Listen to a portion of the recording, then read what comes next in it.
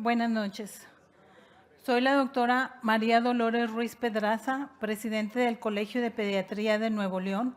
Les doy la más cordial bienvenida a nuestra sesión académica mensual correspondiente al mes de julio 2025, que estamos realizando desde el Hotel MS Millennium y transmitiendo para nuestros amigos afiliados locales y nacionales.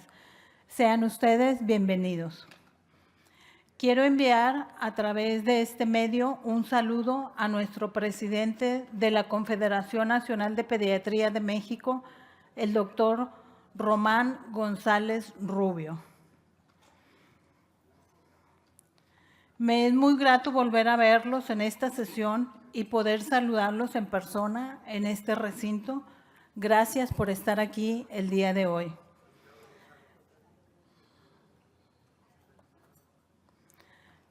Continuamos invitándolos a ser parte de nuestro Colegio de Pediatría. Les recordamos los beneficios de mantenerse activos. Seguimos con el costo de la anualidad 2024. Recuerden que nuestro objetivo es mantener una educación continua, la cual es importante para poder acreditar nuestra certificación cada 5 años. Es nuestra obligación y responsabilidad. Quiero mencionarles también que debemos cumplir un nivel de conocimiento y habilidades ante el Consejo Mexicano de Certificación en Pediatría y el Comité Normativo Nacional de Consejos de Especialidades Médicas, CONASEM, quienes certifican nuestra competencia e idoneidad ante la Ley General de Salud. Por lo tanto, la certificación vigente no es opcional, es un requisito legal y ético y tu mejor herramienta de defensa profesional. Por eso la importancia de las actualizaciones y estar activos en el Colegio de Pediatría.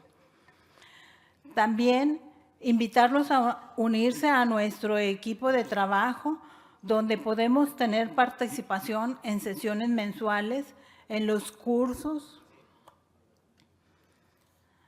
en el Congreso Internacional de Pediatría y en diversas actividades que realiza el Colegio de Pediatría de Nuevo León. Serían ustedes bienvenidos a colaborar dentro de nuestro colegio.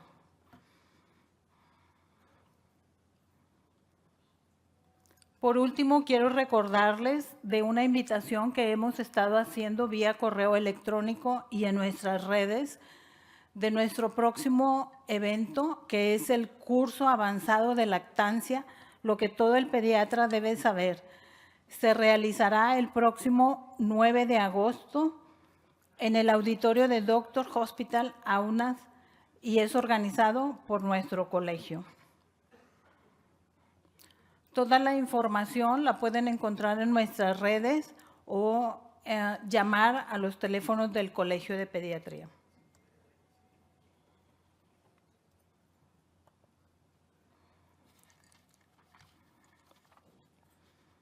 Iniciamos nuestra sesión, que en esta ocasión se va a impartir en 2 temas y empezamos con la presentación de la doctora Yael Encinas Bravo. Ella realizó su licenciatura en Medicina en la Universidad Autónoma de Baja California.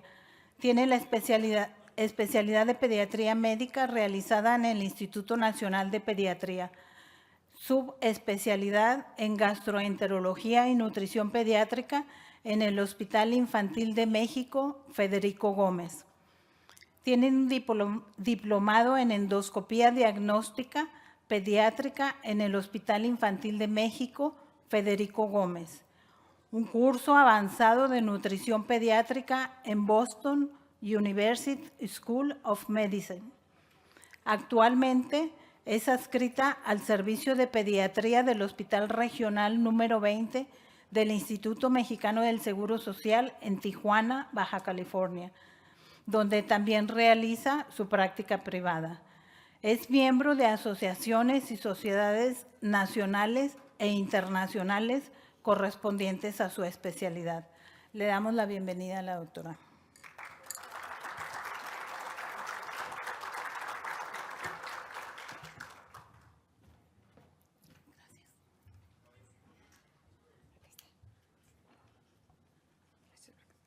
Muy buenas noches. Estoy contentísima de estar aquí con todos ustedes. Muchas gracias al Colegio de Pediatría de Nuevo León por hacerme esta invitación.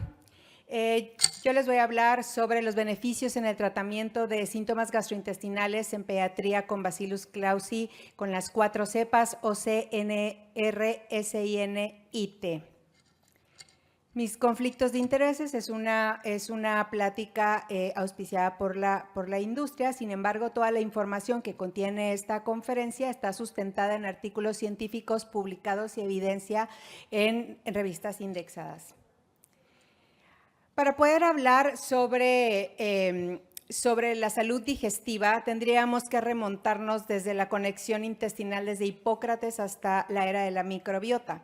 Hipócrates fue de los primeros que dijo, y de él es la frase, toda enfermedad comienza en el intestino. Desde la época de 460-370 a.C., él ya articulaba una relación entre la manera de comer, en cómo procesábamos los alimentos y el tipo de salud en general. Entonces, para los tiempos aquellos, esto eran ideas muy revolucionarias, pero que siguen vigentes y que tienen una gran repercusión en la vida cotidiana. Desde la antigüedad a la era de la microbiota intestinal ha habido un gran avance. Si ustedes pueden ver, desde Louis Pasteur en el siglo XIX, ahí empezaba la edad de oro de la microbiología. Posteriormente, ya a finales del siglo XX, empezaron los avances de biología molecular, ya con secuenciación de ADN y ARN. A principios del siglo XX, más o menos en los 1900, ya se proponen bacterias saludables, como entre paréntesis, pues los probióticos, que podían contrarrestar el envejecimiento. Y a finales de 1990 y principios de los 2000 ya empieza el auge en el concepto de microbiota intestinal, con un reconocimiento de una comunidad microbiana compleja y muy activa. ¿Pero qué es la microbiota? La microbiota es una comunidad muy densa de microorganismos vivos que viven en nuestro cuerpo y que están constituidas tanto por bacterias, por virus, por hongos, por arqueas y también por parásitos. La microbiota intestinal, el intestino es el órgano más densamente poblado de microorganismos de todos los que hay. En el intestino se concentran la mayoría de los microorganismos, tanto bacterianos como parásitos y hongos. Sin embargo, también hay otras microbiotas que también impactan, como la de la nariz, la de la boca, la de la garganta, la de la piel, la de la vagina, la de los pulmones. Y solo del 1 al 3% de nuestra masa corporal consiste en microorganismos. Sin embargo, este pequeño porcentaje nos confiere más de 100 billones de microorganismos, y de genes, y esto nos suma 8 billones más. Lo que nos da es que nosotros somos prácticamente 99% de genes bacterianos. Las funciones de la microbiota intestinal son muy diversas. Prácticamente pudiéramos decir que la microbiota nos gobierna a nosotros, porque tienen funciones desde endocrinas, metabólicas, de digestión, de defensa, interviene en el desarrollo del sistema inmune. La microbiota tiene un papel muy importante en la digestión de los nutrientes, en cómo se procesan los nutrientes, debido a que funciona como digamos que trabajamos de manera simbiótica con los microorganismos. De otra manera, también ejerce una acción en defensa de los patógenos. ¿Y cómo lo hace? Hace inhibiendo la colonización de otras bacterias patógenas, compitiendo por los nutrientes. Tiene función del desarrollo del sistema inmune, desarrollo del mantenimiento de la homeostasis y también de la función sensorial. Se dice que el primer contacto del bebé con la microbiota es a través del nacimiento. Sin embargo, hay publicaciones en las que se muestra que el primer contacto con la microbiota puede llegar a ser en el embarazo a través de la placenta y del líquido amniótico, en donde se han encontrado partículas y restos genéticos de la microbiota intestinal. Entre mayor temprano es la exposición a alteraciones o afectación de la microbiota intestinal, mayor va a ser la alteración que se puede hacer a diversos órganos.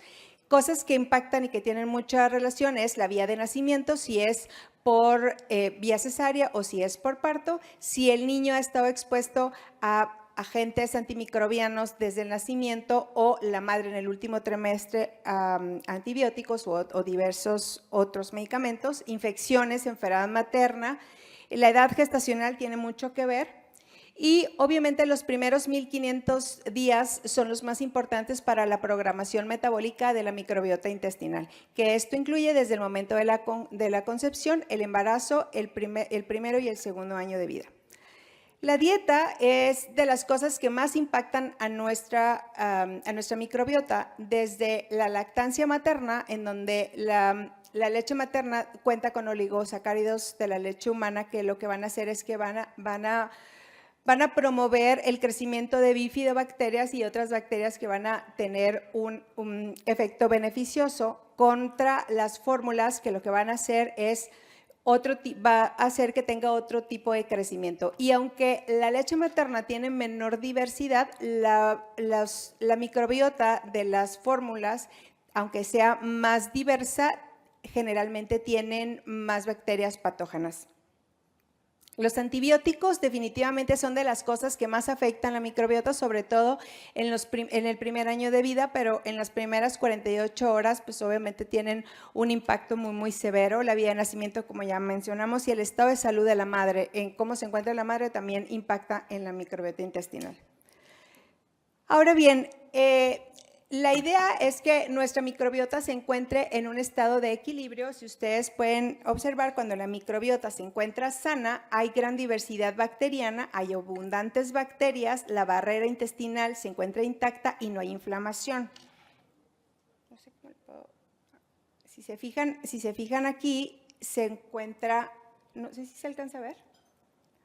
Aquí se encuentra completamente íntegra la barrera con abundante capa de moco. Recordemos que entre más moco tenga, eso habla de mayor salud porque evita que el intestino sea más permeable. Entonces impide el ingreso de bacterias patógenas hacia la luz intestinal. Cuando este equilibrio, esta homeostasis se rompe, estamos hablando de una disbiosis intestinal, en la cual encontramos que hay una reducción de la diversidad bacteriana, incremento de las batejas de las bacterias patógenas y por tal hay una alteración importante en la barrera intestinal y obviamente hay inflamación. Muchas enfermedades gastrointestinales se han relacionado con alteraciones en la microbiota, con disbiosis, y cada vez se han encontrado más enfermedades que están relacionadas con la microbiota intestinal. Dentro de las más frecuentes tenemos las infecciones del tracto gastrointestinal. Hoy en día, el estado post-COVID ya se ha demostrado que después de la pandemia, las lesiones y las enfermedades gastrointestinales se han incrementado. En los pacientes que tienen enfermedad por reflujo después de COVID, los pacientes que ya tenían síndrome de intestino irritable después de COVID, ahora se ha exacerbado más esta entidad. También se ha asociado alteraciones de la microbiota intestinal con enfermedad inflamatoria intestinal, enterocolitis necrosante, intolerancia, alergia a los alimentos, síndrome de intestino irritable, un aumento en la sobrepoblación bacteriana, enfermedad diverticular del colon, enfermedad celíaca, cáncer gastrointestinal, entre los más frecuentes. Sin embargo, no nada más a nivel intestinal, sino también se ha observado que las alteraciones en la microbiota alcanzan otros órganos y se ha relacionado una relación importante en la afectación de la microbiota, sobre todo con las alteraciones en la salud mental. Recordemos que en el intestino se produce más del 95% de la serotonina del cuerpo. Esta se encuentra en el intestino y es producida de alguna manera por la microbiota intestinal. Se ha relacionado intensamente hoy en día problemas de salud mental, autismo, déficit de atención con alteraciones de la microbiota. Asimismo, el síndrome metabólico, el cáncer de piel, de mama y de pulmones también se ha relacionado con alteraciones en la microbiota intestinal, síndrome de ovario poliquístico, artritis y otras patologías como hígado graso, patologías psiquiátricas, enfermedades autoinmunes, que hoy en día también cada vez las estamos viendo más y más y más, ¿no? Entonces, el objetivo sería para nosotros que pudiéramos tener una intervención cuando las madres apenas están en el embarazo para poder empezar a enseñarles que el objetivo es cuidar la microbiota empezando desde el embarazo, para que así tengamos una mejor microbiota en los primeros meses de vida, ¿no? En los primeros 1500 días sobre todo. Entonces, tendríamos una mejor programación metabólica. Entonces, nuestro objetivo es restaurar la microbiota intestinal. ¿Cómo lo haríamos? A través de los alimentos, como ya comentamos, que es la manera en donde más impacta, con un consumo importante de dieta rica en fibra, polifenoles y algunos alimentos fermentados. Y, obviamente, el tema que nos ocupa, la administración o la ingesta de los probióticos. En los tiempos de antes, hace muchísimo tiempo, en los tiempos de Hipócrates, ya se había relacionado algunos alimentos fermentados con bienestar del tubo digestivo, como la ingesta de algunos cereales, de pan, de cerveza, vino, kefir, queso y kumis. Y esto se asoció, a partir de esto dio como la entrada para la investigación acerca de lo que ahora conocemos como la investigación de los probióticos. Pero estos fueron como los primeros alimentos que se relacionaron con un bienestar gastrointestinal. Sin embargo, no podemos considerar que estos alimentos sean realmente probióticos, pues los probióticos son microorganismos vivos que consumidos en cantidades adecuadas van a aportar un beneficio a la salud del huésped. Esto es muy importante porque no podemos decir que cualquier cosa es probiótico y ahorita les voy a explicar. El mecanismo de los probióticos es muy, muy extenso. Generalmente a lo que todos los probióticos de alguna manera compiten es en restaurar la barrera intestinal. Tienen competencia por adhesión, producen L-antibióticos como la microcina, inhiben la replicación viral y dan oportunidad a que haya una mayor integridad de la barrera intestinal. Pero si ustedes se observan, lo más importante es la relación que se tiene entre la microbiota y el sistema inmunológico. Entrando de lleno a los probióticos, existe un acuerdo en el que los probióticos deben denominarse de acuerdo al Código Internacional de Nomenclatura y Clasificación de los Microorganismos. ¿Qué quiere decir? Que para poder decir que tenemos un probiótico que sea viable, tiene que tener estas ciertas características, cumplir con estos requisitos. Deben tener identificación taxonómica adecuada por técnicas moleculares y estas deben de ser depositadas en una colección de cultivos reconocida internacionalmente. También tiene que tener falta de genes transmisibles de resistencia a los antibióticos. Cuando hay transferencia de plásmidos se puede hacer una resistencia incluso a los antibióticos. Por eso no todos los probióticos son adecuados.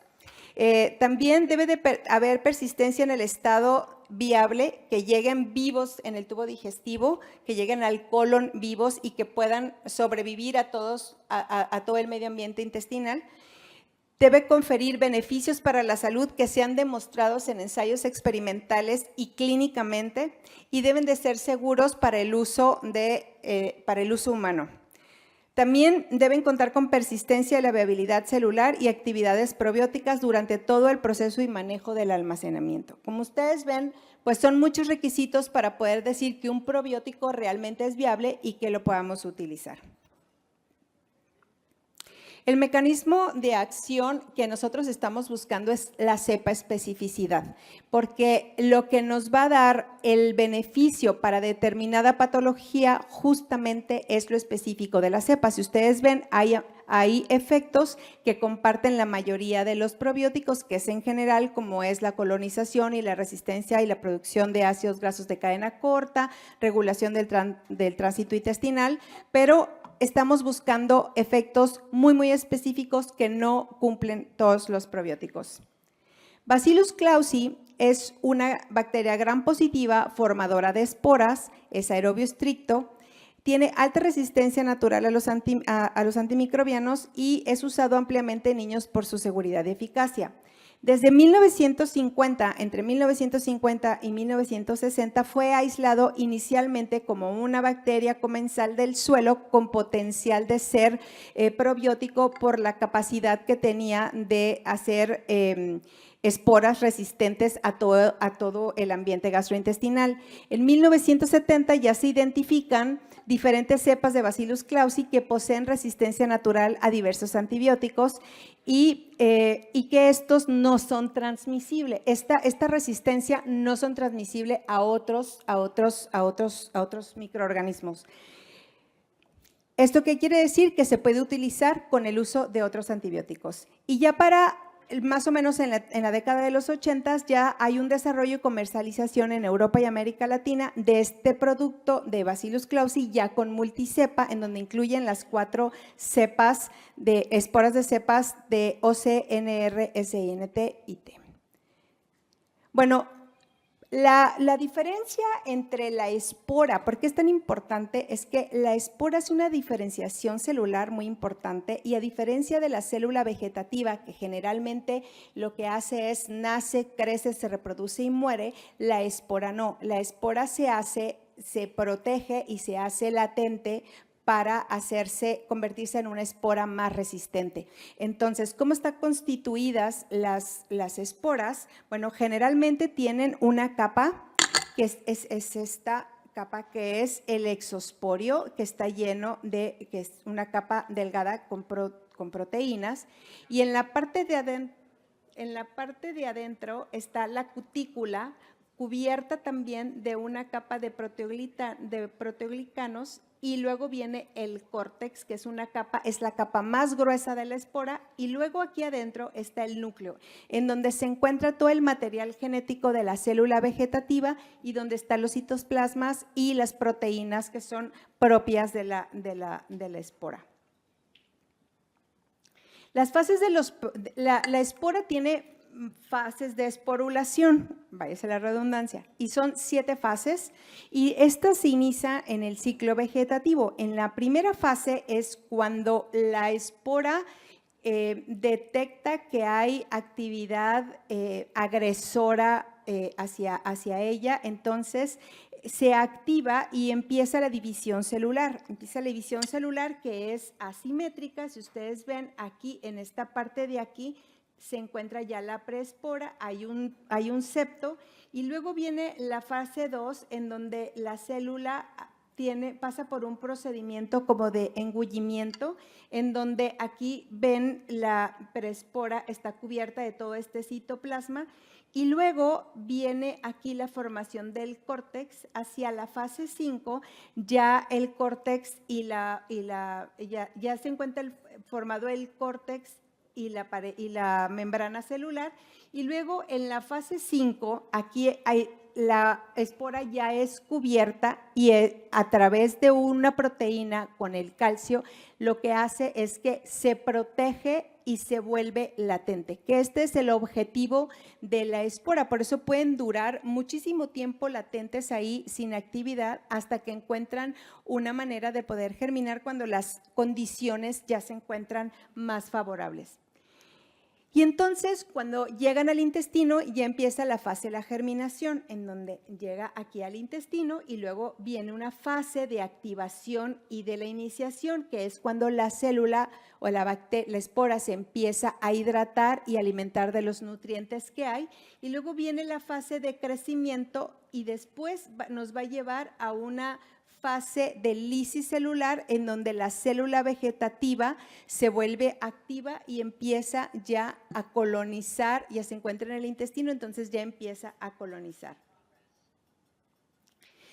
Dentro de las propiedades fisiológicas más importantes que tiene Bacillus clausii, justamente por ser una espora, es la tolerancia al calor, al ácido y a la sal, y también al pH alcalino al pasar por la bilis. Puede sufrir muchísimos cambios, pero llega intacta por su alta tolerancia. También tiene una característica que interviene en la síntesis de vitaminas, tiene resistencia a los antimicrobianos, tiene una actividad inmunomoduladora y antimicrobiana a través de las 4 cepas y también participa en la inhibición de enteropatógenos. Las cepas de Bacillus clausii todas de alguna manera tienen una capacidad de inmunomodulación, pero cada una de ellas tiene resistencia natural a algún fármaco. Por ejemplo, la cepa OC tiene una resistencia natural al cloranfenicol, también estimula la producción de IgA secretora y por ende tiene una acción antiinflamatoria, aumentando los niveles de interleuquina 10 y disminuyendo los niveles de interleuquina 8. Es muy útil, se ha utilizado para la diarrea, sobre todo asociada a antibióticos, y mejora la barrera intestinal. La cepa NR también todas tienen una resistencia natural a algún antibiótico. La NR tiene una resistencia natural a la rifampicina, tiene un efecto inmunomodulador y también induce proteínas de expresión de las uniones estrechas. Las aplicaciones clínicas que más se le han adjudicado a esta cepa es la prevención de infecciones nosocomiales. La cepa SIN tiene resistencia natural a la streptomicina y a la neomicina, en cambio la cepa T generalmente tiene resistencia natural a la tetraciclina, por lo cual estas 4 cepas están dentro de un probiótico, nos hacen que este probiótico sea muy eficaz y se puede utilizar de manera concomitante con ciertos antibióticos para evitar la disbiosis intestinal asociada a estos. Las cepas probióticas de Bacillus clausii también se han evidenciado que estimulan la proliferación de células TCD4 murinas y también se ha observado que en los estudios de simulación se ha visto que pueden tolerar, son resistentes a los antimicrobianos que habíamos dicho y estimulan la producción de alfa-interferón por las células del vaso murino que fueron inducidas con cepas probióticas de Bacillus clausii. Otra cosa que también tienes que también se encuentra en el humano y puede permanecer ahí después de varios días, no nada más se encuentra en el suelo. Una vez que nosotros ingerimos una cantidad, justamente por esas fases de esporulación y de germinación, una vez que nosotros consumimos una sola dosis, un solo vial de probiótico, puede durar hasta 12 días activo en el intestino. Bacillus clausii también es termoestable, tiene una actividad antimicrobiana que se mantiene hasta 30 minutos después de incubarse a los 85 grados centígrados. Cabe mencionar que la temperatura que más le gusta a Bacillus clausii es entre 35 y 40 grados centígrados, o sea que quiere decir que aguanta temperaturas muy extremas. Hay algunos probióticos que requieren refrigeración justamente porque altera la estabilidad del probiótico.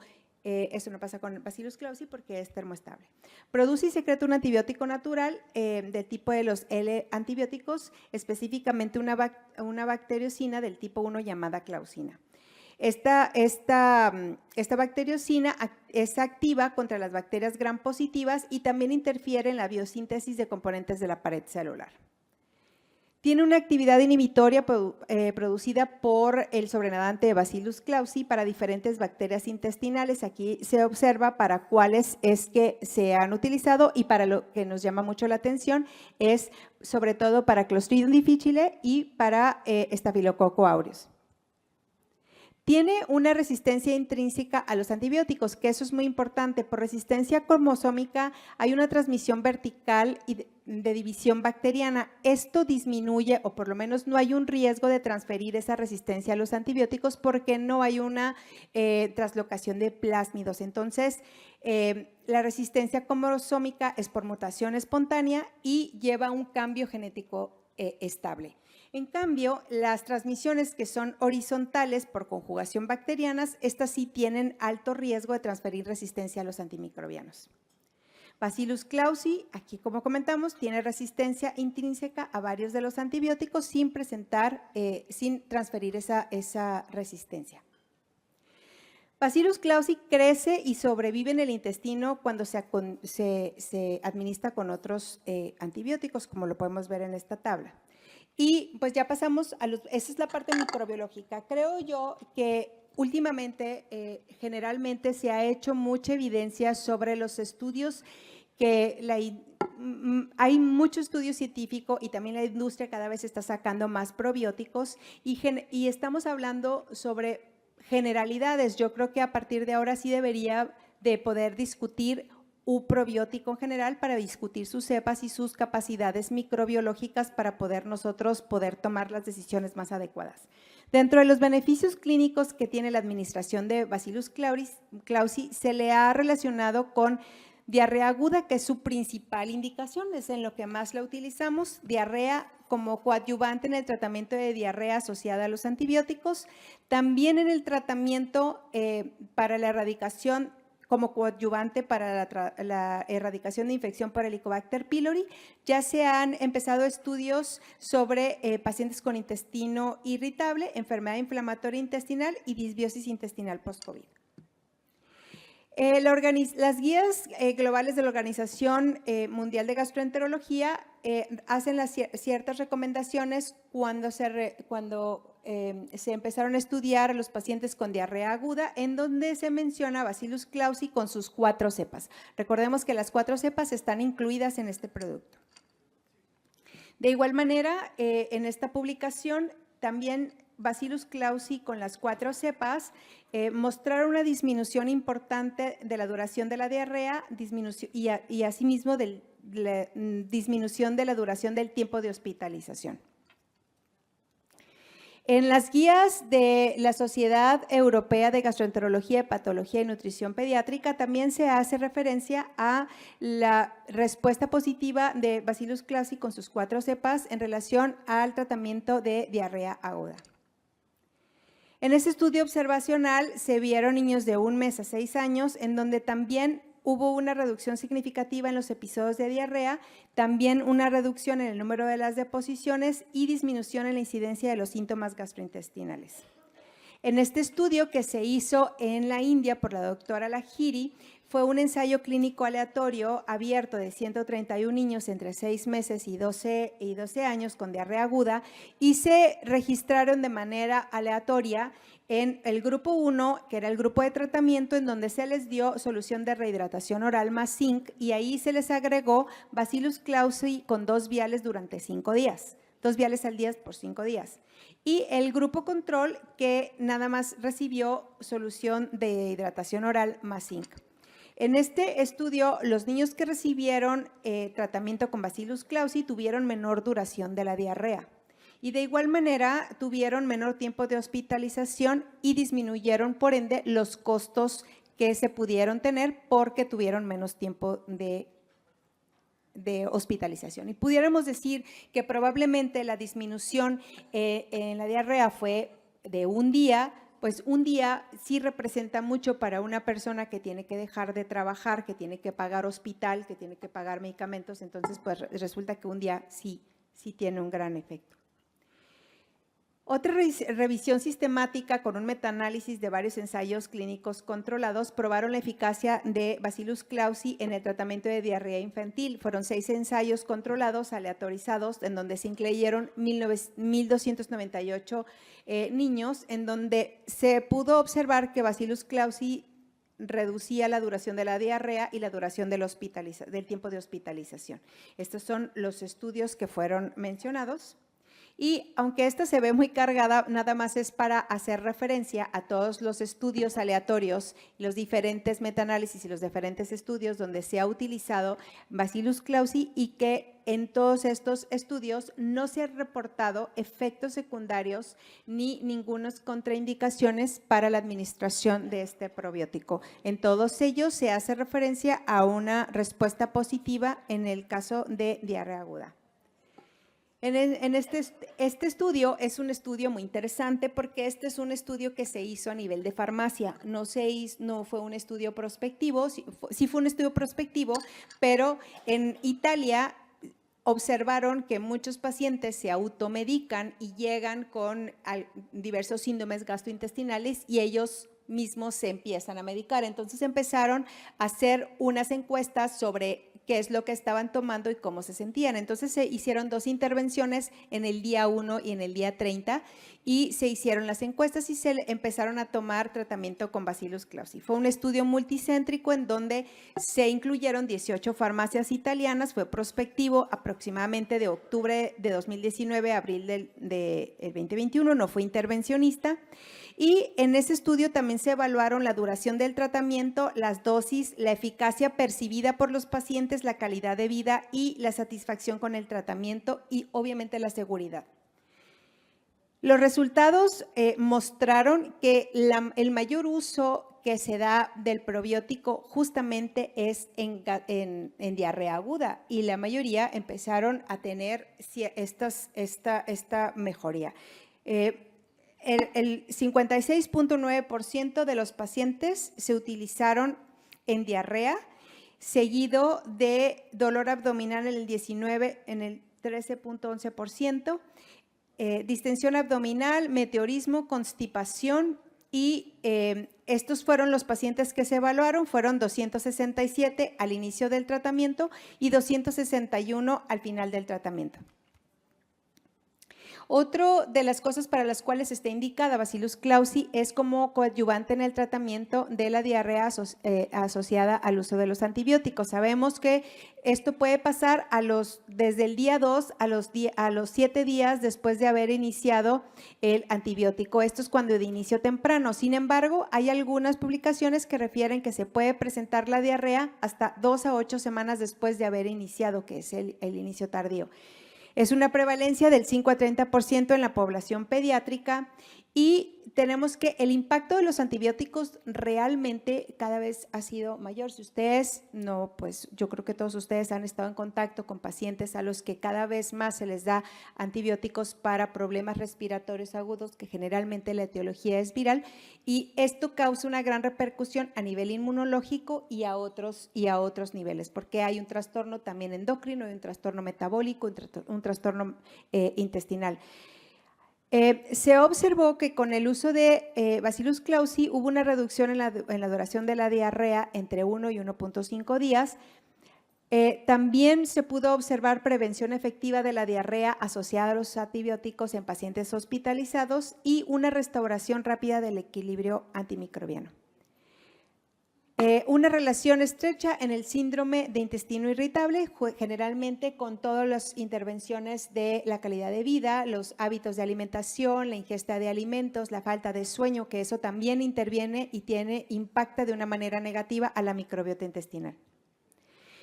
En este estudio también se observó que Bacillus clausii tuvo un efecto positivo como una terapia coadyuvante en el tratamiento de erradicación con Helicobacter pylori, haciendo mayor tolerable el tratamiento. Y recordemos que los tratamientos para Helicobacter pylori lo menos son ya de 10 días, de 10 a 14 días con antibióticos, y pues los pacientes empiezan a mostrar algunos efectos gastrointestinales como vómito, dolor abdominal y diarrea.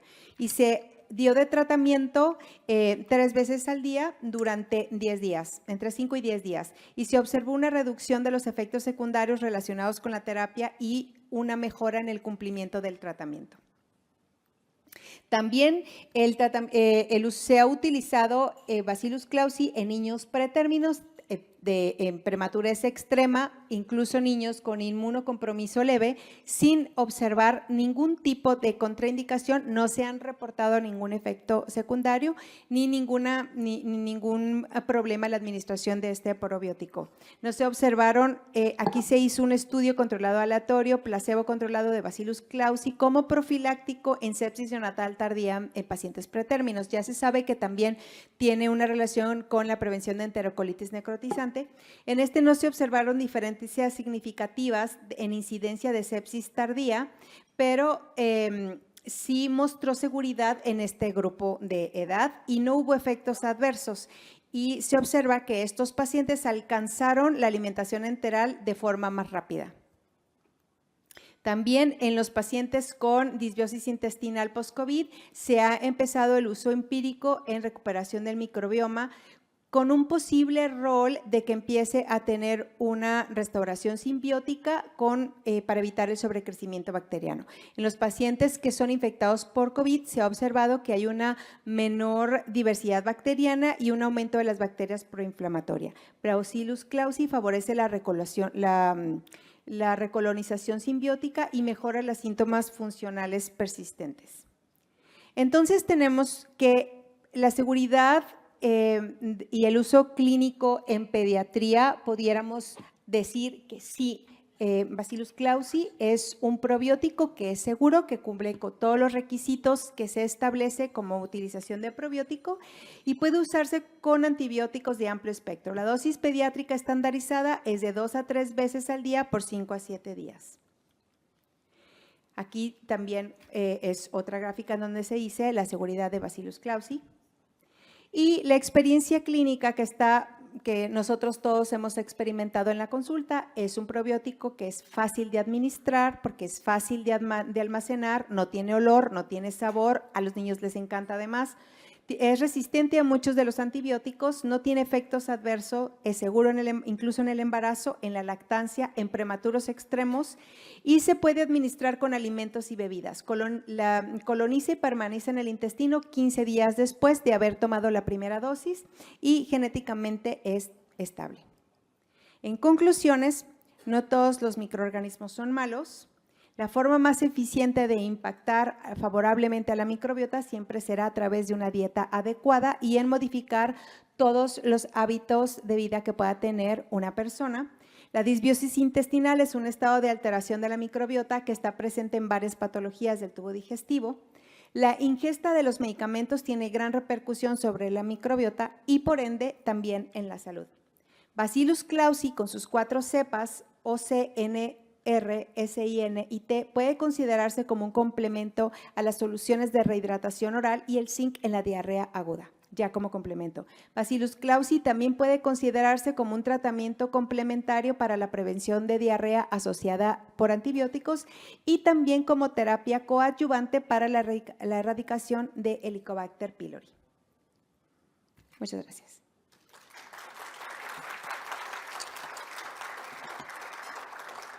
¿Las preguntas al final? ¿Las preguntas al final? Sí. Okay.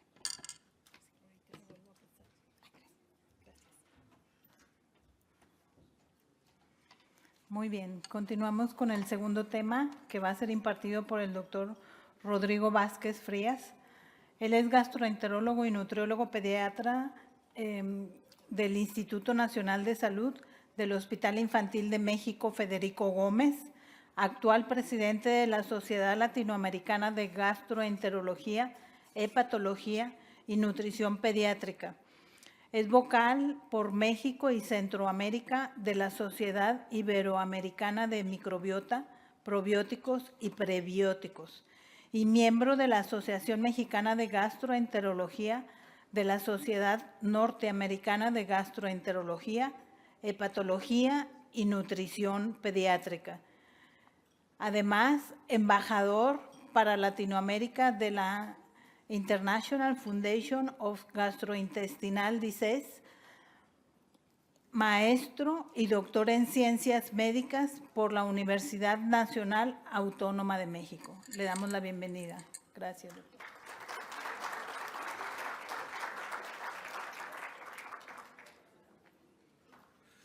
Doctora, muchísimas gracias por la presentación. Muchas gracias a todos ustedes por estar aquí. La verdad es que es muy emocionante por diversas causas el estar aquí enfrente porque veo a muchos amigos y la verdad es que siempre me he sentido muy bienvenido en estas tierras. No, iba a decir Monterrey, pero bueno, sí, Monterrey. En estas tierras regiomontanas, muchísimas gracias. De verdad, ver a muchos amigos es algo que llena. Compartir el escenario con una de mis mejores amigas de la vida, la verdad es que también es algo bastante estimulador. Y sobre todo venir a hablar de los temas que nos gustan, ¿no? Específicamente cuestiones de microbiota, de la evidencia que existe atrás de las cepas probióticas. Y la verdad es que muchas cosas que mencionó ya él en esta gran presentación que hizo, la verdad es que pues ya facilitan muchísimo y así como que allanan el terreno de las cosas que tengo que decir. Así como ya él les presentó lo que es la ciencia y la evidencia que hay detrás de ese Bacillus clausi multicepa, ¿no? Presentando desde un punto de vista microbiológico todas las cuestiones que tiene solidez científica, preclínicas y clínicas y cómo se ha posicionado durante muchísimo tiempo como uno de los principales cepas probióticas para el manejo de la diarrea y la prevención de la diarrea asociada a antibióticos. De la misma forma, tenemos que pedir y tenemos que hacer así la solicitud de que nos hablen de las diferentes cepas probióticas. Es erróneo, es muy equivocado hablar de forma colectiva de que los probióticos sirven para tal cosa o para cual cosa. Yo necesito saber cada una de las cepas probióticas de los productos que tengo, en qué sí y en qué no, ¿vale? Porque hay muy buenas cepas probióticas para el síndrome de intestino irritable que no sirven o que han fallado en demostrar eficacia para la diarrea aguda. Por eso necesito saber. Esto de forma muy análoga lo entendemos. Hay antibióticos que sabemos que funcionan muy bien para una cosa, pero para otra no. Lo mismo sucede con las cepas probióticas. Entonces, aquí lo que les vengo a hablar yo en esta parte es acerca de la cepa Bifidobacterium animalis lactis, DSM 15954, conocido con el mote de BB12, es una de las cepas probióticas más estudiadas a nivel internacional, específicamente demostrar su eficacia en el cólico del lactante. Ojo, esta cepa ha demostrado utilidad como Bacillus clausi en el tratamiento de la enfermedad diarreica aguda, sobre todo en la prevención de la diarrea aguda, pero ahorita voy a dedicarme a hablar específicamente de cuál es la evidencia que tiene para el cólico del lactante. Estos son mis conflictos de interés. Es importante que ustedes sepan que yo estoy percibiendo un honorario por dictar esta charla. Sin embargo, eso no significa que yo me voy a inventar las cosas. Todo lo que yo les voy a mostrar está sustentado en artículos científicos que están publicados en revistas indexadas, que están evaluados y revisados por pares, tal forma que si quieren profundizar sobre alguno de los temas, sería muy conveniente que lo hicieran. Vamos a poner en contexto cólico del lactante. ¿Quiénes de aquí, alcen la mano, han visto o ven pacientes con cólico del lactante? Y los que no es porque no ejercen la pediatría. Pero bueno, el cólico del lactante, como ustedes saben, es una de las entidades en la etapa de la lactancia, ¿no? En los primeros meses de vida, que son muy frecuentes causas de que recurra el cuidador. Y en la inmensa mayoría de las ocasiones el cuidador está preocupado. No es así que lo lleve así como que, ay, pues lo traigo a revisión. No, lo traigo a revisión y me preocupa que está llorando mucho, ¿no? Es algo que les afecta, que les causa. Entonces, repasemos muchos de los conceptos y de los términos que ya los sabemos, pero que es conveniente que los volvamos a desempolvar. Primer punto, el cólico es un síntoma, ¿ok? ¿Qué significa el cólico? Pues ese llanto o malestar que el niño expresa. En la inmensa mayoría de las ocasiones representa un síntoma benigno. No nos debe de preocupar, pero sí nos debe de ocupar, ¿vale? No lo ningunees, no lo minimices, no lo ignores, no lo invalides, pero tampoco es decir, tampoco caigamos en el punto de decir, ay, no tiene nada tu niño. Es importante que reconozcamos el papel tan importante o el papel tan relevante que tiene este síntoma, sobre todo para los cuidadores. Probablemente para el niño no. Tú y yo sabemos perfectamente que es una condición benigna, que el niño no le va a pasar absolutamente nada. Y ahorita hablaremos un poco al respecto. Pero los papás genuinamente están preocupados al respecto de este síntoma. A mí en lo personal me ha servido cuando llega una familia o llegan los papás, los cuidadores primarios, de que su hijo está llorando mucho, me ha servido mostrarles este gráfico y decirles, mira, entiendo tu preocupación, es esperado que el niño pueda llegar a llorar pues relativamente mucho. Esta es una gráfica, así como nuestras gráficas de crecimiento, es la gráfica de qué tanto lloran los niños. Y si ustedes se dan cuenta, mantienen los colorcitos igual. Verde, ¿no? Sin mayor problema, amarillo medio alerta, y lo rojo, lo que sobrepase lo rojo, es algo que pues hay que empezarnos a ocupar. No preocupar tanto, pero sí algo preocupar. Si se dan cuenta, en el eje de las X, lo que estamos observando es el tiempo de minutos al día de llanto del niño. Pero seamos realistas, nadie se pone a cuantificar y a sumar los minutos que llora. Bueno, sí hay medio obsesivos ahí de repente, pero en general el papá te va a decir que llora todo el día. Siempre dice, llora todo el día. Entonces yo los tengo que enfrentar y decirles, a ver, objetivamente no llora todo el día, ¿no? O eso hacía. ¿Cuál es el problema? No ganas nada al respecto de esto. No importa si llora 80 minutos o llora 250, le está preocupando al papá. Y hay que tratar de empatizar en ese aspecto y decirle, ok, esto está representando un problema independientemente de cuánto tiempo de llanto se esté presentando. Es importante decirles que esto es un proceso esperado. Que ojo, por eso yo me autocorregí. ¿Se acuerdan? Les iba a decir que estaba normal, porque eso es lo que habitualmente decíamos. Y eso ya hay que erradicarlo. Dejemos de normalizar el cólico del lactante, ¿vale? Nuestros grandes puericultores a lo largo del tiempo decían que el cólico del lactante era una situación que se presentaba y que eventualmente va a mejorar. Y eso es real. Pero ahora sabemos que sí existe un sustento en el cual existen alteraciones, principalmente a nivel gastrointestinal, pero también en lo que es el eje microbiota intestino-cerebro. ¿Por qué digo que dejemos de normalizarlo? Porque tenemos que dejar de utilizar el punto de trastornos funcionales gastrointestinales. Actualmente ya son trastornos de la interacción intestino-cerebro. Y lo digo porque tenemos que tomar una cuestión mucho más proactiva en el manejo de estos trastornos de interacción intestino-cerebro. Pero bueno, lo comentaré un poquito más adelante. Nada más rápidamente, vean en este cuadro, es como si fuera la historia natural del padecimiento. Normalmente un cólico del lactante empieza entre la segunda y la tercera semana de vida extrauterina, ¿ya vieron? Un niño que llora intensamente en la primera semana, ojo, eso es una red flag, ¿vale? No significa necesariamente que está enfermo, pero si llora intensamente en la primera semana, pensemos en otras etiologías. Probablemente alergia a la proteína de leche de vaca sea una de ellas que tengamos que considerar, o algún problema metabólico, ¿sale? Pero un niño que llora intensamente en la primera semana de vida, eso es una red flag.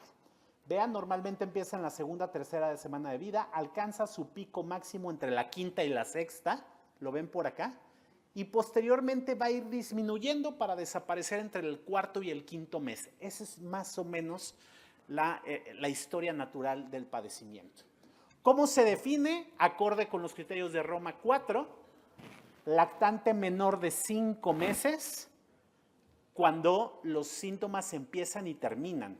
Un niño que empieza a llorar después de los 5 meses no es cólico de lactante, se trata de otra cosa. Y un niño que se mantiene en igual de intensidad a lo largo de estos 5 meses, es poco probable que sea un cólico de lactante y seguramente se trate de otra cosa. Está caracterizado por un llanto o periodos recurrentes y prolongados de llanto, molestia o irritabilidad, reportado por los propios cuidadores sin una causa obvia. Si se dan cuenta, esta definición, a diferencia de las previas en las cuales te decían, tiene que ser por más de 3 horas, por más de 3 días, por más de 3 semanas, ¿se acuerdan de los criterios de Bessel, esta regla de los 3? No han desaparecido, pero esos actualmente se restringen a estudios de investigación. Esta definición es mucho más en el consultorio médico y deja no la responsabilidad, sino, si se dan cuenta, el eje central es el cuidador. Si para el cuidador representa un problema, eso es un problema y tiene cólico del lactante, independientemente del tiempo de llanto. Y esto es un punto importante a tomar en cuenta. Obvio, estamos hablando en el contexto de un niño que no tiene ni falla de crecimiento, no tiene fiebre, no tiene ningún otro dato de enfermedad. Pero ojo, recuerden que estamos en un momento muy difícil. ¿Por qué? Porque prácticamente la única forma que tiene ese niño de manifestarse es a través del llanto. ¿Sale? Entonces, a veces, no a veces, es muy frecuente que haya una línea muy delgada entre que el niño está llorando porque es niño, a que el niño está llorando porque tiene algo más, ¿vale? Entonces, y cuesta mucho trabajo diferenciar, hacer una diferenciación entre esta línea. ¿Cuál es la etiología que sabemos del cólico del lactante? No te puedo decir que no sepamos, porque sí sabemos mucho más de lo que teníamos o de lo que sabíamos hace 2 décadas, pero tampoco es que hayamos avanzado muchísimo y sepamos en el 100% de los casos qué ocurre. Pero ojo, la mayoría de los casos no vamos a poder identificar una causa de cuál es la etiología de lo que está sucediendo. Tenemos que tomar en cuenta diagnósticos diferenciales porque un niño con cólico puede ser la única manifestación de una alergia a la proteína de la leche de vaca. Pero ojo, yo sé y me hago responsable de mis palabras, pero si nada más tomas en cuenta para alergia a la proteína de leche de vaca cólico, vas a tener altas posibilidades de equivocarte, ¿vale? O sea, aquí el mensaje es, un niño que está llorando mucho puede ser una alergia a la proteína de leche de vaca, pero no acuses a todos los niños que lloran mucho de que tienen alergia a la proteína de leche de vaca, porque te vas a equivocar muchas veces, ¿vale? Sabemos que también podrían tener enfermedad por reflujo gastroesofágico, y ahí es donde más conflicto tengo. ¿Por qué? Porque los gastroenterólogos pediatras cada vez más estamos más convencidos de que esa entidad en los lactantes no existe. Es un invento. No tenemos forma de identificar que la enfermedad por reflujo gastroesofágico en los lactantes exista y sea un problema. Y es más, concediendo, ¿cómo es? Asumiendo sin conceder. Existe. ¿Qué le vamos a dar de tratamiento? Inhibidores de bomba de protones. El reflujo en los niños, o sea, la enfermedad por reflujo en los niños es alcalino, de tal forma que la estrategia terapéutica que se supone que tenemos no sirve.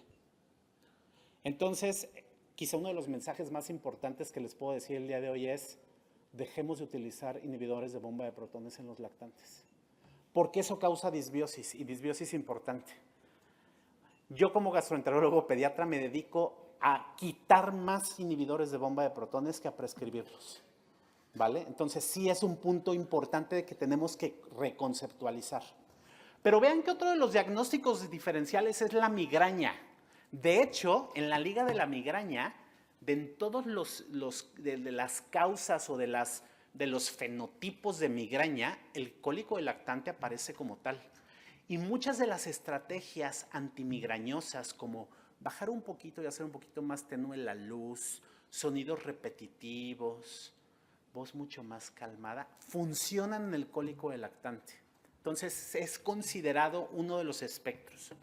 Pero sin duda alguna, lo que sí tenemos que empezar a reconocer y a capacitarnos, porque confieso, yo tampoco lo sabía y tampoco sabía identificarlo, es ver que cada vez más tenemos niños en los cuales el procesamiento sensorial, esa hipersensorialidad, está existiendo, ¿vale?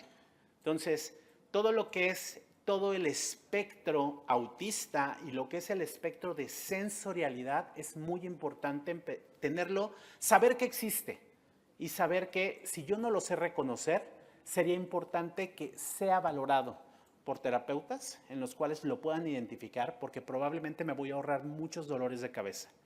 Pero algo que sí nos compete a nosotros como pediatras es identificar si hay dificultades para succionar. Tal forma que eso sigue patente. Siempre asegúrate de ver a tus pacientes, sobre todo a los lactantes, cómo están succionando y que esa succión sea eficaz. porque probablemente muchos de esos niños que lloran mucho en realidad es porque no están succionando de forma adecuada.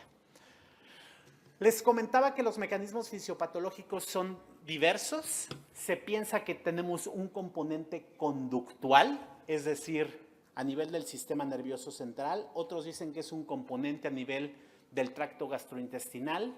No nos peleemos. Hay forma de de hacer que convivan estos dos, pues es a través del eje microbiota intestino-cerebro.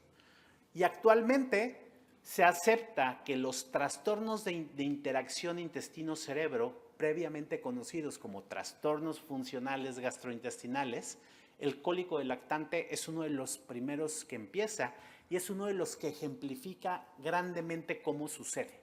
Vean, independientemente de la causa por lo que sea, establece un proceso de disbiosis.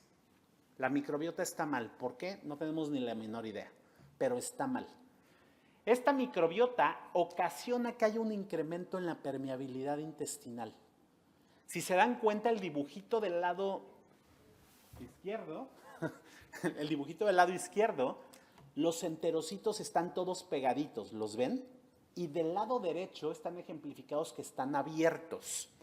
¿Cómo se pueden abrir? Las uniones intercelulares, lo que son las uniones adherentes, las sonula occludens, los desmosomas, están un poquito más laxos. Esas proteínas que mantienen unidos los enterocitos son estimuladas su producción gracias a la microbiota. Una microbiota que no sea la mejor, deja de estimular adecuadamente a que los enterocitos produzcan estas proteínas, principalmente ocludina, la sonulina. Entonces, hace que ocurra procesos normales cuando esta permeabilidad está incrementada. La propia microbiota empieza a traspasar. Y al traspasar, el sistema inmunológico hace lo que hace el sistema inmunológico. Tú no deberías de estar aquí y empiezo a alertar.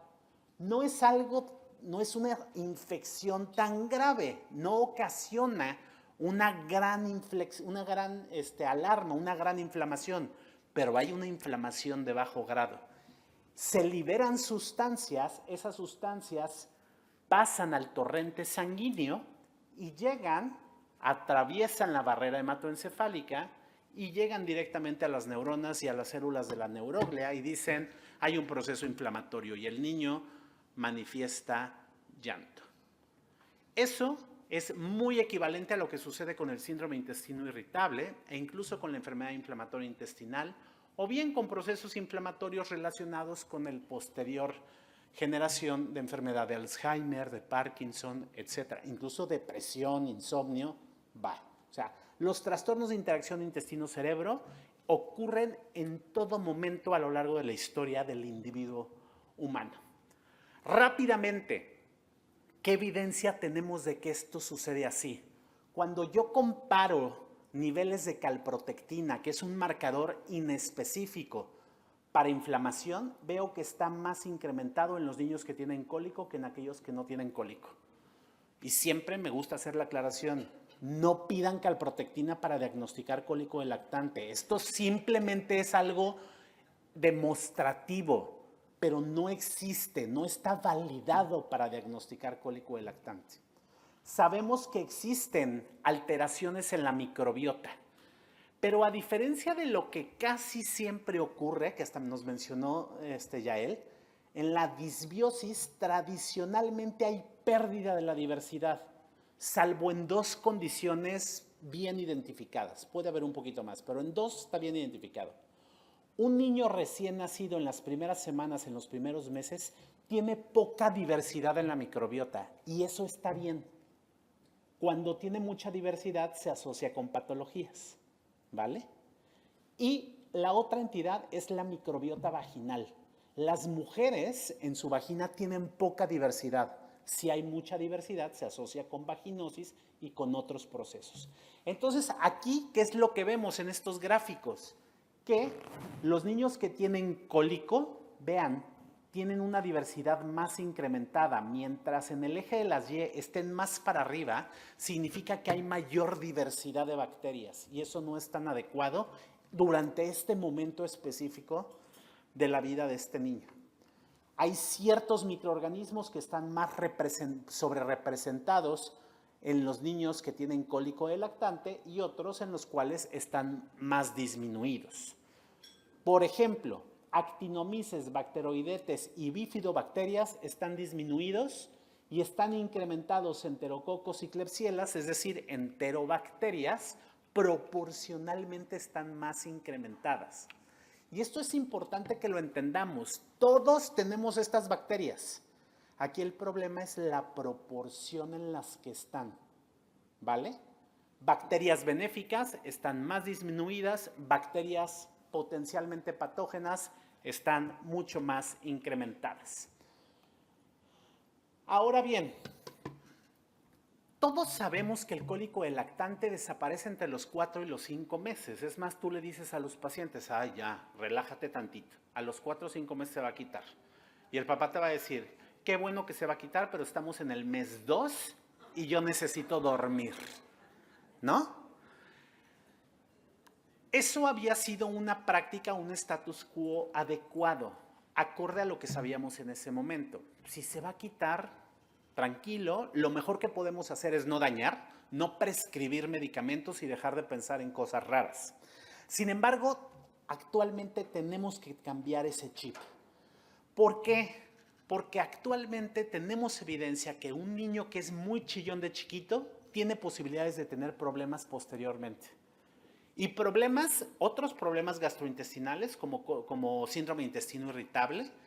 Un niño que tiene cólico de lactante, mayor riesgo de tener síndrome de intestino irritable o dolor abdominal funcional en etapa escolar, en la etapa de adolescente y en el adulto, ¿vale? Y a lo mejor, si ustedes tienen síndrome de intestino irritable, que ustedes saben quiénes tienen intestino irritable, puedes ir con tu mamá o con tu papá y preguntarles, y seguramente te va a decir si eras bastante chilloncita en los niños en los primeros meses de vida, ¿vale? Pero no solamente en eso, sino que también, como está involucrado el eje intestino-cerebro, se correlaciona con mayor riesgo de problemas conductuales en etapas posteriores, ¿vale? Con esto en mente, vale la pena tomar una actitud mucho más proactiva al momento de estar conceptualizando el cólico del lactante. Entonces, no normalicemos el cólico del lactante y hagamos algo de forma proactiva. Cada vez más están saliendo información acerca del riesgo de tener cólico del lactante y el desarrollo de otras patologías. Y como bien nos dijo Yael, una de las funciones de la microbiota es estimular, regular, capacitar al sistema inmunológico. Si esa microbiota está disbiótica, se manifiesta como cólico del lactante y posteriormente, si no hago nada, esta disbiosis se perpetúa y tengo mayor riesgo de enfermedades alérgicas, es decir, enfermedades donde el sistema inmunológico no está funcionando de forma adecuada. ¿Qué tengo que hacer entonces con estos niños? Los reviso completamente, veo que no tengan ningún signo de alarma. Estos son los signos de alarma. Falta de progresión pondoestatural, pérdida de peso, vómito, diarrea, evacuaciones con sangre, alteraciones dermatológicas, alteraciones a nivel inguinal o escrotal, dolor a la palpación de huesos largos, clavículas. ¿Cuál es el tratamiento que tengo que dar a un paciente con cólico del lactante? Primero de los puntos y más importante, legitimizar el diagnóstico. Atrevámonos a hacer diagnósticos de cólico del lactante. No digamos tu hijo no tiene nada, es tu hijo tiene cólico del lactante. Afortunadamente es una entidad benigna. Con eso puedes tranquilizar mucho al papá y lo más seguro es que con eso más del 50% del tratamiento está hecho. Tranquiliza al papá. Es una entidad esperada, no es normal, pero es una entidad esperada, frecuente, porque hasta un 25-30% de los niños en todo el mundo van a tener cólico del lactante. No suspendas leche materna. Yo sé que pareciera un absurdo, pero sigue sucediendo en el 2025 que suspenden leche materna por cólico de lactante y por muchas otras cosas, pero suspenden leche materna. No hagamos eso. Movimientos repetidos, el eso funciona y funciona muy bien, ¿vale? De hecho, les digo, algunas ocasiones los pobres, y casi siempre es el marido, ¿no? El que a las 2, 3 de la mañana se tiene que subir al automóvil para irle dándole una vuelta para que sea el bamboleo del coche el que lo logre tranquilizar, ¿vale? Y si es una alteración del eje microbiota intestino-cerebro, ciertas cepas probióticas podrían llegar a funcionar. Y como bien lo dijo ya él, cuando prescribimos probióticos tiene que ser bajo el concepto de cepa especificidad. Yo no puedo decir que los probióticos sirven para el manejo del cólico del lactante. Yo tengo que saber qué cepa en específico, es decir, con nombre que es el género, el apellido que es la especie, y necesito su cepa. Y siempre pongo el mismo ejemplo, es como si fuera tu CURP. Hay otro Rodrigo Vázquez Frías y también es doctor. Pero no nos dedicamos a lo mismo. Y lo que nos puede diferenciar a él y a mí, aparte que pues, soy más galán un poquito, la diferencia es mi CURP. Se supone, aunque ya lo van a desaparecer también el CURP, se supone que no hay ninguna otra persona en el planeta Tierra que tenga mi mismo CURP. ¿Vale? Y las aptitudes o los defectos que yo tenga no necesariamente significa que el otro doctor Rodrigo Vázquez lo va a tener. Podemos parecernos mucho, pero a lo mejor somos completamente diferentes. Hacemos diferentes cosas. Entonces sí, así como con Bacillus clausi yo sé que es una cepa, o sea, es una multicepa de 4, ¿no? Tipos de Bacillus clausi. De la misma forma, tengo que saber que en este caso, Bifidobacterium animalis lactis BB12 es la que yo tengo evidencia para poder utilizar para el cólico del lactante. Vean, cólico del lactante se coloca como una entidad en la cual existen diferentes cepas o combinaciones de cepas probióticas que yo tengo disponible. Tú puedes utilizar cualquiera de esas. Bueno, no cualquiera, porque esa que tiene mezcla como de 8 cepas diferentes no la tenemos en México, afortunadamente, pero tiene estudios de evidencia, ¿vale? Pero las otras 4 tú las tienes disponibles aquí en México. Podrías seleccionar alguna de ellas, ¿vale? Yo te voy a mostrar la evidencia que tiene específicamente Bifidobacterium animalis lactis DSM 15954. Y con esto cumplo uno de los criterios más importantes, denominación de cepa, que yo esté completamente seguro que lo que yo estoy prescribiendo es efectivamente Bifidobacterium animalis lactis DSM, ¿vale?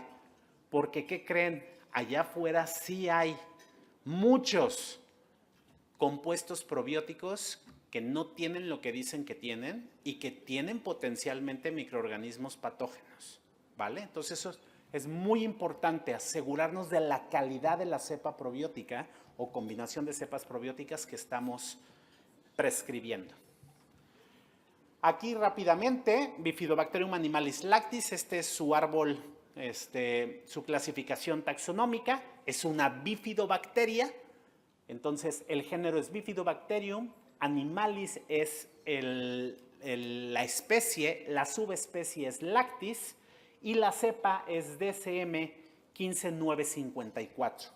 Pero como es una de las cepas más estudiadas, más viejas, más longevas en estudios, le siguen permitiendo que tenga el mote, ¿no? El apodo que todo mundo le conoce, y ese apodo es BB12.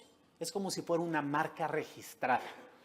Tienen otro, ustedes conocen el LGG, ¿no? El GG es una marca registrada. Se supone que nadie más puede utilizar, ningún otro lactobacilo puede utilizarlo. Lo mismo sucede con BB12. Entonces, a partir de ahorita hablaremos de BB12 porque es nuestro amigo y lo podemos contemplar. Como les comentaba, es una bifidobacteria. Punto de seguridad muy importante. Conozco todo su genoma y sé que no tiene genes de resistencia. ¿A qué me refiero con esto? Esta bifidobacteria no tiene plásmidos, no le va a ir a regalar a un Escherichia coli sus plásmidos y no le va a conferir resistencia a antibióticos, porque eso ocurre de forma normal en la naturaleza. Lo que nosotros queremos es que lo que nosotros estemos administrando y prescribiendo a nuestros pacientes no tenga efectos adversos. Esta está completamente estudiada y no tiene esos efectos adversos. Ok, pero ¿qué evidencia qué evidencia existe? A mí muéstrame los estudios en cólico de lactante. En este estudio, que es un ensayo clínico aleatorizado, realizado de 2016 a 2017 en Nápoles, lactantes menores de 7 semanas que eran alimentados con leche materna, que tenían cólico de lactante, fueron aleatorizados a recibir esta cepa probiótica, Bifidobacterium animalis lactis BB12 DSM 15954, qué bueno que tiene apodo porque es un nombre muy largo, entonces BB12 versus no BB12. Lo siguieron por 4 semanas y ¿qué fue lo que encontraron? Tasa de respondedores, es decir, ¿a qué le llamamos respondedor en un niño con cólico? Una reducción de al menos el 50% del tiempo de llanto. Eso es un respondedor para estudios de investigación en cólico de lactante, ¿vale? Ahí sí en un calendario van apuntando cuánto tiempo llora. Si antes lloraba 240 minutos, para decir que es un respondedor tiene que bajar a 120 minutos al menos. Vean, la tasa de respondedores en los que recibieron BB12 está alrededor del 80%. Y esto empieza incluso desde en el día 7, o sea, en la primera semana. Y eso es un punto importante. Porque luego los papás piensan, cuando les prescribimos el BB12, ¿no? Que piensan que son que es tramadol, no, es su clonazepam. Piensan que son sus gotitas y que luego se va a quedar dormido el niño. No, a ver, no. Te toma su tiempo, ¿vale? Entonces, no son gotitas, porque ahí me imagino ya los papás pensando que, automedicándose ellos, pensando que están dándole clonazepam para dormir. No. Se empieza a actuar, se tarda en actuar, ¿no? Vean, hasta el 80% a diferencia de un menos del 40%. Por lo tanto, vean, el tiempo de llanto fue muy importante, una reducción bastante importante en reducción el tiempo de llanto de estos niños. Este otro estudio, el estudio chino, también un ensayo clínico aleatorizado, doble ciego, de 2016 a 2017, lactante menor de 12 semanas, es decir, en los primeros 4 meses, con cólico de lactante, un grupo aleatorizado a recibir BB12 y otro grupo recibió placebo.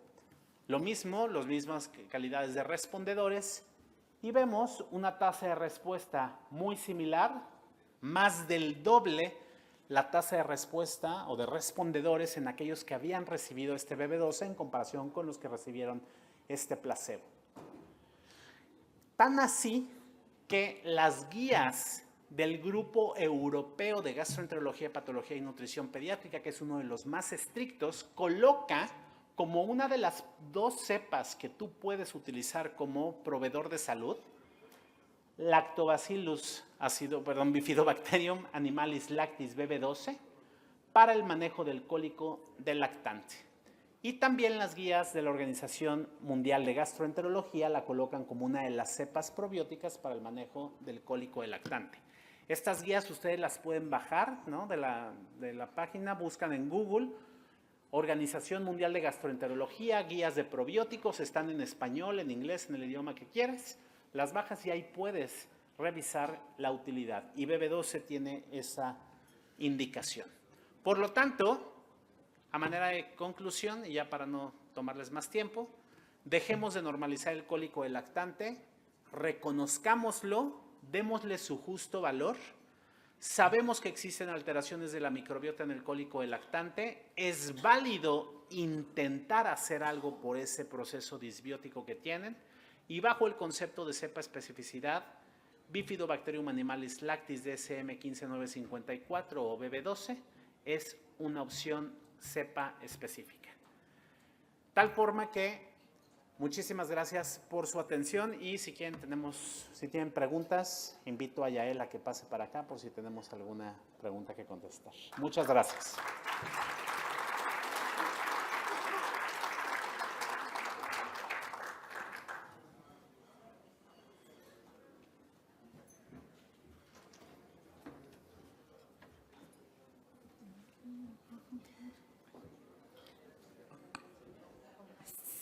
Si alguien tiene alguna pregunta para los doctores. Y si no, no pasa nada.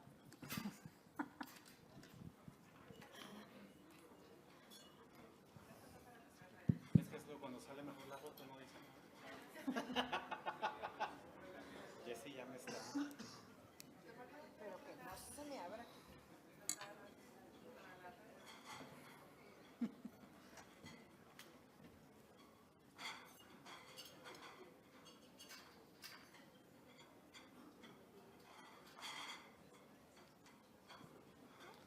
Buenas noches.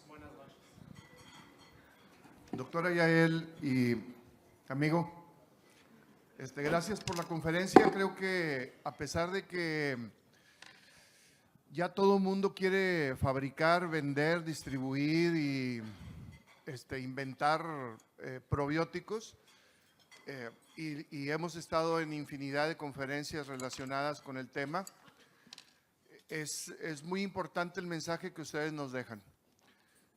Yo quisiera felicitarlos y quisiera agregar que actualmente en Estados Unidos de Norteamérica el gasto en probióticos autorrecetados y seguramente mal hechos es de 30 a 50 dólares mensuales por persona. Y está estimado que para el año 2027 haya un gasto de 10,000 millones de dólares nada más en probióticos. Esto hace pensar que seguramente los estamos usando muy mal y que entonces, porque yo quiero ver al niño más listo, más inteligente, menos estreñido, más guapo, más con la piel más bonita, yo le voy a comprar probióticos y se los voy a dar. Igual, si yo quiero tener menos enfermedades del corazón y de los riñones y del hígado, voy a tomar probióticos. Sin embargo, definitivamente tenemos que hablar con propiedad y hablar con el CURP de cada uno de los elementos que están contenidos en cada cápsula o sobre o ampolleta. Definitivamente muchas gracias. Habrá que tomar en cuenta, Rodri, cuáles son los 100 o 200 minutos que llora. Si de 3 a 5 de la tarde o de 2 a 4 de la mañana. Los de la madrugada son más caros, ¿verdad? Definitivamente. Estoy sentado con compañeros de mayor edad, de mayor experiencia que yo, y estábamos platicando ahorita sobre el uso de los antiespasmódicos, de medicamentos que se siguen utilizando, que se han utilizado desde hace mucho tiempo para tratamiento de cólico, es decir, butilliosina, trimebutina, bueno, una infinidad de esos medicamentos. ¿Cuál es la opinión que puedes ofrecernos sobre eso, Rodrigo? Mil gracias por tus palabras. Respondo primero esto de forma rápida y luego regreso a tu primer comentario. Estos medicamentos no son superiores al placebo al momento de prescribirlo. Pero ojo, por eso fui muy cuidadoso. No es que no sirvan de nada. El placebo en los trastornos de interacción intestino-cerebro y en el cólico del lactante supera el 40%. Incluso ustedes vean el estudio. Un medicamento que tiene 40%, 50% de eficacia es bastante bueno. O sea, esa intervención por sí sola es buena. Entonces, no la menosprecio, sobre todo con estas cuestiones de dimeticona y simeticona que no le va a causar ningún evento adverso. En su momento, el prescribir eso, está bien, no tendría mayor problema. Pero como ahora sí tengo alternativas que son muy superiores, entonces sí las dejaría o las relegaría a un segundo o tercero plano de utilidad, ¿vale? Afortunadamente no tienen efectos adversos, o sea, no estamos hablando de anís estrella o no estamos hablando de otras estrategias que sí pueden potencialmente generar problemas, ¿no? De hilio metabólico. En este caso no pasaría nada. Y regresando al otro punto, sí estamos utilizando mal los probióticos. Creo que como humanidad nos vino toda una ola de tratar de utilizarlos y es genuina el que queramos mejorar nuestro estilo de vida y entonces empezamos a correr a tomar probióticos para todo. Y donde más fácil es esto, pues es ir a estas grandes cadenas de tiendas en las cuales venden productos que tienen mezclas, ¿no?, de trillones. Pero esos, te digo, estoy casi 99% seguro que no sirven de nada. Porque ni tienen la cantidad, ni tienen los microorganismos específicos, ni siquiera te los están declarando. Y es posible que entre ellos se estén matando, porque eso hacen los bichos en nuestra panza normalmente, ¿vale? Entonces, sí es importante, sí buscar hacer una prescripción de cepas probióticas basada en la evidencia, pero también es algo responsable el que hagamos la prescripción, como ya él lo comentó, de cepas probióticas que contemos con seguridad y que estemos seguros y que estemos completamente seguros de la calidad de esa cepa probiótica. México, afortunadamente, todavía no podría decir que es uno de los países, pero países como la India y otros países en los cuales existe una gran cantidad de oximorones, como se mencionan, que son falsos probióticos. Miles de estudios han demostrado que aquí hay Bifidobacterium lactis o aquí hay Bacillus clausi, y cuando se analizan tienen otras cosas completamente diferentes. Entonces, ojo, no caigamos en estos falsos probióticos. Muchas gracias. Yo quisiera agregar que no nos quedáramos también con la idea de que los probióticos se utilizan como tratamiento único. Los probióticos se deben de utilizar de una manera adyuvante, siempre acompañado de un cambio realmente en el estilo de vida. Por ejemplo, en el caso del paciente que llega con cólico, al momento de preguntar a la mamá cómo les dan de comer, yo siempre estoy en pleito con los de la Liga de la Leche. Siempre estoy en pleito porque de verdad eso de lactancia materna a libre demanda, nadie les explica qué es a libre demanda. Y desde ahí empezamos nosotros a querer relacionar que cualquier problema lo tenemos que solucionar comiendo. El niño llora y le ponen el pecho.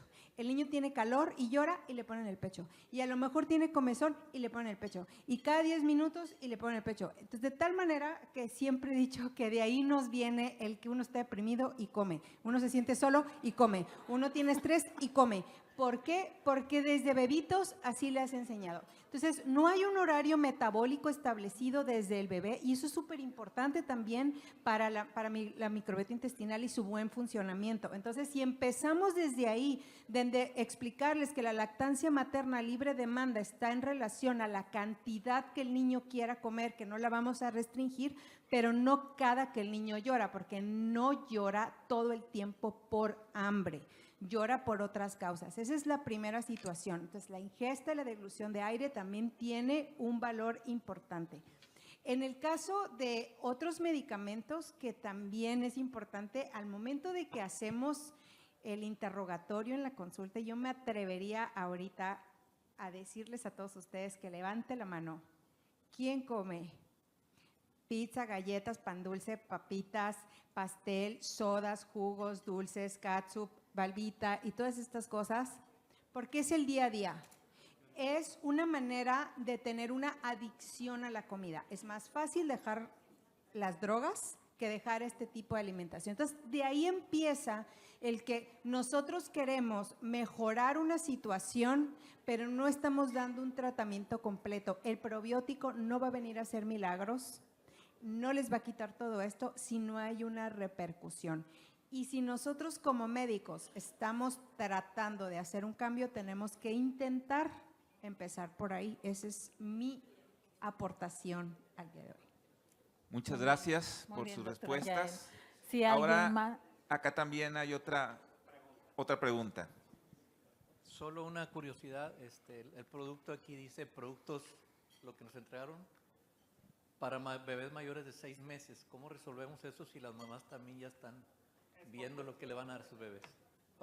Sí. Sí, eso es una cuestión tonta de las autoridades regulatorias que no entienden y quieren hacer encajar una entidad. O sea, yo tengo bióticos que los quiero poner y que los quiero equivaler a como si fueran medicamentos o suplementos alimenticios. Y entonces, como yo nada más tengo estas dos cajas, a mí lo que me vayas a traer, yo la tengo que meter en alguna de las dos. Y como tiene que encajar en alguno de estos dos, y como es un suplemento potencialmente alimenticio y dentro de la alimentación tenemos que proteger la lactancia materna, tú no puedes dar nada porque la Organización Mundial de la Salud dio la obligatoriedad de que no puede dar nada. Eso es una cuadradez y siempre voy a estar peleado con esa obtudez, ¿no? Que no nada más es en México, sino es en muchas partes, de decir que no se puede recomendar nada antes de en los primeros 6 meses de vida. Es un absurdo, es una tontería. Entonces, lo que tú le tienes que decir a la mamá es que confíe claramente en que le estás prescribiendo algo que tiene evidencia en estudios y que se lo puedes dar sin ningún problema. Esas son cuestiones regulatorias tontas. Y se lo acabo de decir a David Kersenovich, así que no tengo ningún conflicto al decir, Rodrigo Vázquez dice que son regulaciones tontas, porque lo son. Pero por parte de la SOMEMI, de la Sociedad Mexicana de Microbiota, estamos tratando precisamente de hacer algo por cambiar esa cuestión de regulación. No tenemos que hacer que encajen las cosas. Si no encaja en uno y en otra, creemos una tercera opción para este tipo de productos. Pero va a tardar. También es cierto que hay que individualizar a cada paciente y el tratar de platicar con las mamás, porque hoy a través de las redes sociales y los chats de grupos, los chats de mamás que son súper malignos para nosotros, la verdad es que son muy peligrosos porque ahí se recetan entre ellas cosas absurdas. También parte de nuestro trabajo en la consulta es empezar a educarlas y explicarles que esto es individual. No es que a todos los niños les van a dar recién nacidos ni a todos los niños se les debe dar después de 6 meses, sino que hay que valorar el caso de cada paciente. Entonces, sí, como dice Rodrigo, hay algunas cosas que todavía son absurdas, pero pues no es porque esté contraindicada su administración. Muy bien. Sí, ¿Alguna una otra duda. pregunta aquí en sala? ¿El aceite de girasol, cómo funciona? No, me di ese cuenta. nada más es el vehículo. Ese nada más es el vehículo a través del cual se está dando la liberación del probiótico. Ok. O sea, no tiene nada que ver. No causa mayor problema. Ok. Y la otra duda. Ah, no me cree. No, digo, yo no lo he utilizado, por eso pregunto. Sí, el aceite de porque girasol. lo primero que va a hacer la señora es decirme, pues que no me regañan si le doy yo aceitito, cosas así. O sea, yo necesito un fundamento para saber qué pasó con el Pero aceite de la girasol. cantidad que se está dando como vehículo es extremadamente baja. Ok. No pasa nada. Y la otra duda es, creo que el estudio que vi acá de este lado estaba comparado con el placebo, pero no me di cuenta si en la diapositiva que mencionaron a Rhamnosus y a Reuteri se habían comparado los tres. No existen estudios ahorita de comparativos entre ellos. O sea, no hay forma de saber cuál de los tres funciona mejor o cosas así. El tiempo de llanto es muy similar, pero no existe ningún ensayo clínico controlado, aleatorizado, doble ciego, controlado con las otras cepas para comparar los tres. Eso no existe Correcto. Gracias. hasta ahorita. Ni creo que lo hagan. ¿Alguna otra pregunta o algún comentario? Bueno, comentar por lo pronto si alguien más se anima a hacer alguna pregunta. Hubo alrededor de 90 participantes en línea, muchas felicitaciones. Unas de las preguntas ya se fueron contestando con los comentarios que hicieron y otra pregunta envían que en el estudio que nos comentó, doctor, ¿con qué eran alimentados los participantes? ¿Seno materno? Leche materna. Ok. Muy bien. Pues agradecemos su Mil gracias. participación excelente el día de hoy, doctora Yael. Muchas gracias. Reconocimiento. Y doctor Rodrigo Vázquez. Mil gracias. Gracias por estar aquí con nosotros.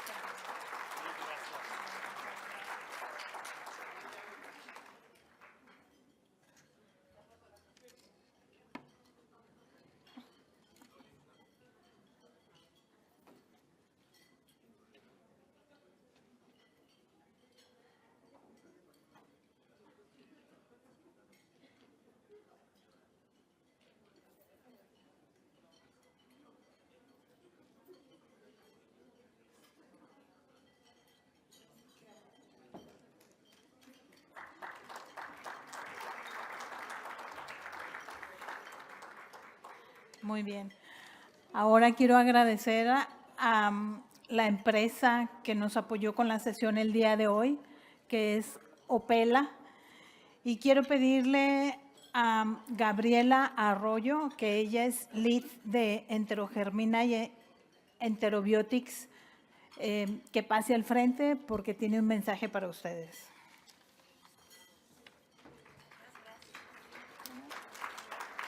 Hola, buenas noches. Bueno, voy a ser súper breve. Solamente queríamos decirle de parte de Opela, la unidad de consumo de Sanofi, por los que no saben qué es Opela, que estamos muy agradecidos y profundamente orgullosos de tener tan maravillosos ponentes que hablan de una forma tan acertada. Y a todos ustedes y al colegio, muchas gracias por compartir esta noche con nosotros. Que disfruten la cena.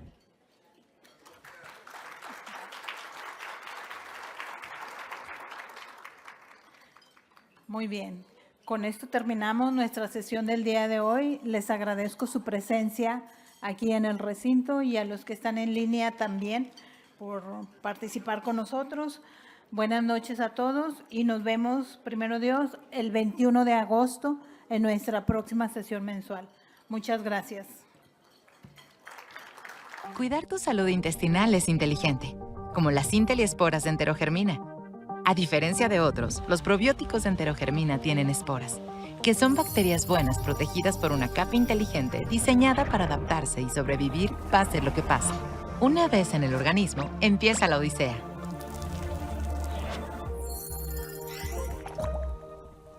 Enfrentan y superan el ácido estomacal. Y son resistentes a la mayoría de antibióticos de uso común. Mientras otros envían billones de probióticos al organismo esperando que algunos de ellos sobrevivan, las Inteliesporas de Enterogermina son tan resistentes que llegan vivas al intestino. Ahí germinan y se multiplican, restaurando y equilibrando la flora intestinal para prevenir y aliviar malestares digestivos. Estas son nuestras Inteliesporas. Enterogermina es ciencia pura.